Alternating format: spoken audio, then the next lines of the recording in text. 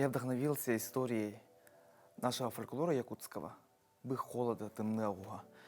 И по мифологии он выходит из глубин моря, Северного моря, да? А это у нас море Лаптевых. Как раз таки я из Устьянского района, где находится море Лаптевых. И я настолько вдохновился этой историей. И, конечно, я знал о мифологии, да, раньше, но именно 2 года назад я очень сильно вдохновился и в голове представил образ огромного быка, который приносит нам холод, зиму, мороз. И была мечта написать такую песню. И когда я прилетел из Санкт-Петербурга, я являюсь студентом в Санкт-Петербурге, в РГПУ имени Герцена, Институт народов Севера, прилетел, я увидел наш мороз, нашу зиму, вот этот туман.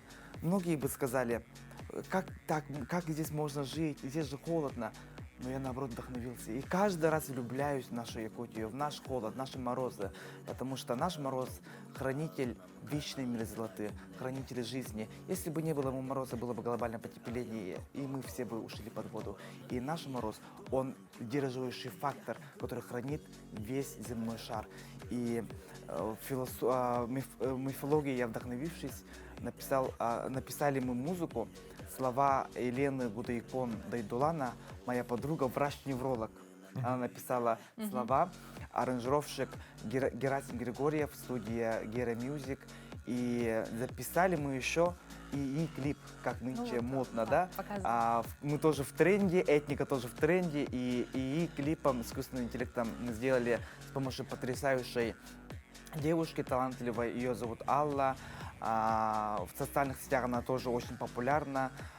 И мы с ней вот в сотрудничестве сделали такой достаточно интересный клип по сценарию, когда люди хотят избавиться от быка холода, и когда они это делают, то видят обратное, да?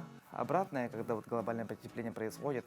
И наш бык холода, он приносит счастье на самом деле, да? Быть в морозе – это на самом деле счастье, потому что наша Якутия, она морозная, вулканическая, суровая. И только человек со смелым сердцем может полюбить и жить в таком краю. И именно эта песня не только про быка холода, но и всех жителей нашей Якутии, смелых, сильных и искренне добрых людей.